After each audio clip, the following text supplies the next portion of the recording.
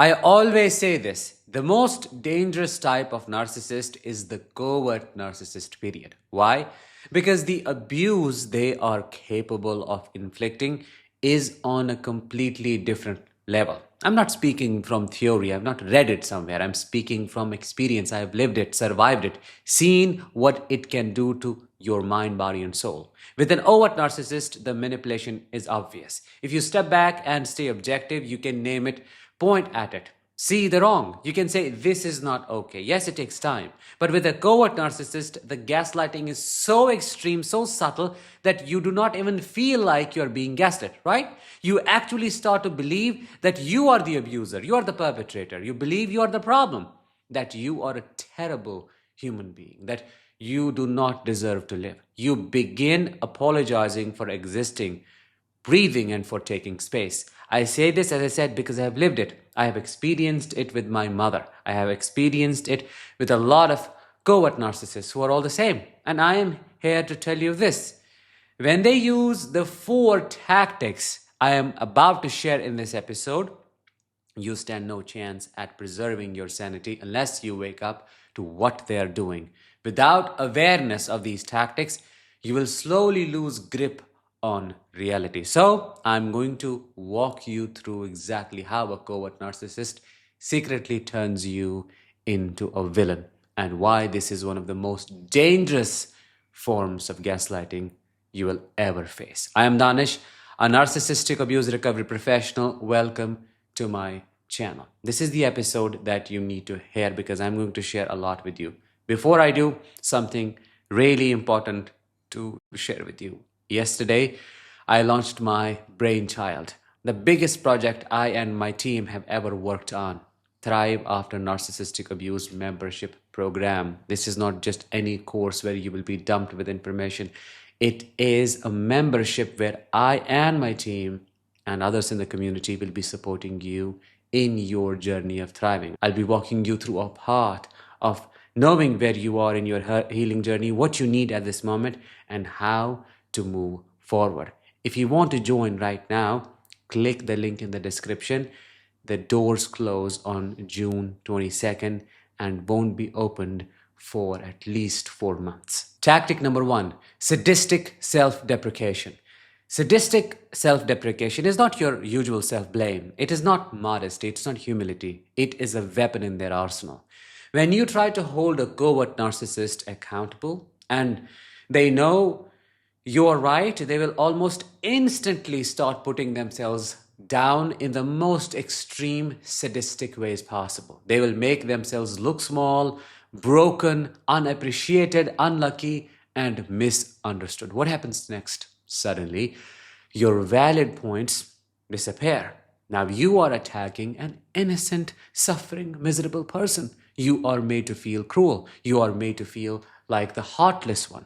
And this is where the trap tightens. Extreme self-blame is not what we expect from narcissists. They do not blame themselves, they blame others. But covert narcissists do it in a very different way. They know exactly how to use it to disarm you. They will blame themselves, curse themselves, lament their life, because they want you to blame yourself without them having to do anything to make you do so. It's all hidden. They know their self-blaming forces you to back down. You are manipulated into releasing them from accountability. You are manipulated into comforting them, even apologizing to them. That's what I did. And that is how you become their fixer, their savior. That's how you become the people pleaser. That's how you lose yourself. I remember this vividly with my mother. Whenever I confronted her, why did you say that? Why did you curse me? Why did you humiliate me? What for? Almost instantly, she would collapse into self-deprecation. Oh, now I am a terrible, horrible mother. I sacrificed my life, my youth. I stayed in this marriage for you. I wasted everything. And now this is how you treat me? Then she would curse herself. What would happen next? I would fall to my knees apologizing. Mom, I'm sorry. It's my fault. I do not understand you. And that was the only way to calm the storm, as I said at the beginning. Over time, this trains you to become the person who apologizes even for breathing. Tactic number 2. They derail the topic by blowing up one word you may say. This is one of the most maddening tactics covert narcissists use. They do not listen to what you are saying. They have selective listening power. They scan what you are saying for one single word they can use against you. You can pour your heart out, share your deepest pain, your deepest truth. That's what they want you to do. And the entire conversation will get derailed because of that one word, that insignificant thing you said. You may say, no healthy person does that. Or that's something only extremely controlling people would do. That's what a manipulator would say. And the covert narcissist will latch onto that word. Are you calling me controlling now? Am I a manipulator? Are you calling me unhealthy? What do you mean? Are you saying I'm insane? There they go, they run with it because they have selective hearing. They hear what they want to hear, not what you're saying, what they can weaponize.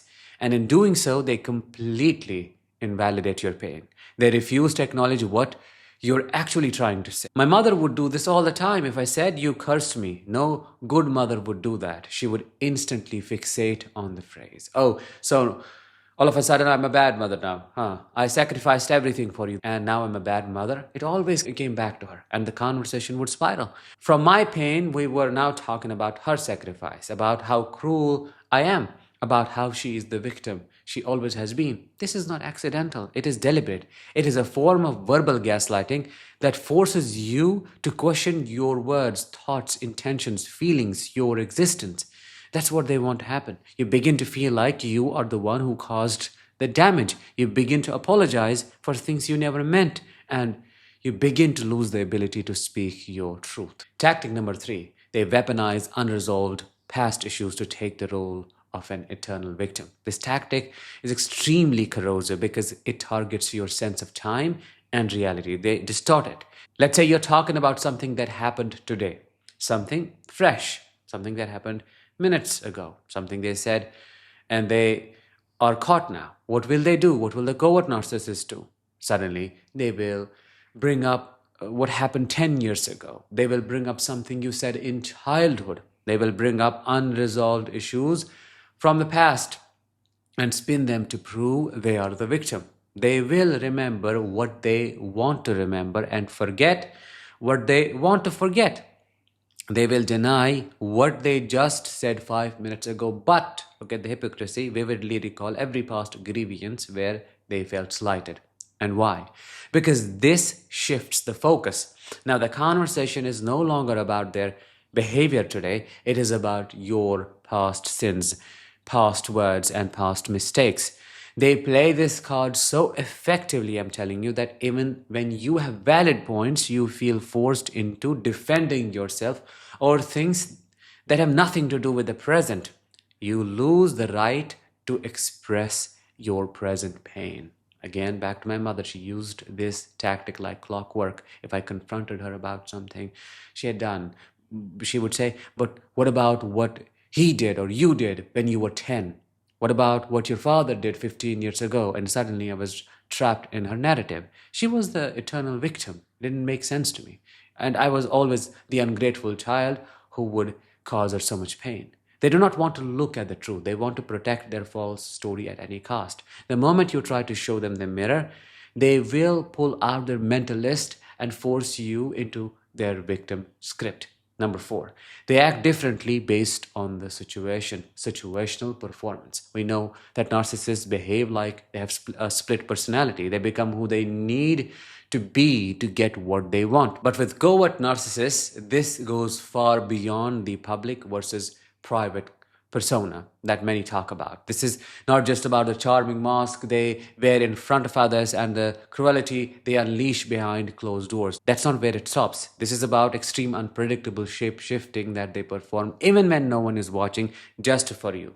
And it is one of the most insidious forms of psychological abuse because it destabilizes your very sense of reality. You do not know who you're dealing with. You're left thinking, what is happening? Who am I? Is this even all real? Why did this person just become a completely different human being within seconds? How is that possible? The answer to all of these questions is that they do it to confuse you, to gaslight you, and to make sure they always remain in control of the narrative. Let me give you a few examples to understand this properly. You may have a covert narcissistic partner who is extremely sweet and affectionate in public settings. They will hold your hand, they will hug you, will look deeply into your eyes, they will make you feel connected, seen, and valued. And you'll think, oh, maybe this is real. Maybe they truly love me. But the moment you are at home, the moment no one else is around, the same partner may not even want to touch you. They will refuse intimacy. They will withdraw, treat you with cold indifference as if you are a stranger in your own relationship, in your own home. Or imagine this, you are in bed together, right? Nobody's watching. They hold your hand lightly. There is a false sense of closeness. But if you allow yourself to follow that moment naturally, to lean into intimacy, to express a human need for closeness, they will instantly turn on you. The warmth will evaporate. They will berate you, call you names, make you think like you're a predator or an offender, like someone who forces themselves on them. Why? Because they need to flip the dynamic. They need to justify their rejection and make themselves the victim. They need you to feel ashamed for even having needs. Can you believe that? This is more than intimacy. It's not just about that. It's about control and about maintaining the upper hand in every situation. I have lived this dynamic. I have seen it play out in ways that will leave scars on your soul. And here is another example from my own life. One day, my narcissistic mother turned into a total monster. She physically abused me to the point of leaving me bruised and broken. She chased me with a large spoon, hit me nonstop while I cried and begged her to stop. She hit me until I could barely stand. And then, in an instant, she changed. Tears welled up in her eyes. She began sobbing uncontrollably. I don't know what happened to me. Why did I do this to you? Oh my goodness, I'm such a horrible, horrible mother. No one else was watching. It was her and me. And in that moment, instead of her taking responsibility or consoling me, because I was the abused one, the entire dynamic flipped. She became the victim, I became the comforter. I found myself falling at her feet one more time, apologizing to her, saying, it's okay, mom, it's fine, things happen. You lost control, but that doesn't mean you're a bad person. I didn't want her to feel bad about herself. And that's exactly what this tactic does. It warps reality so completely that you cannot even trust your own perception anymore.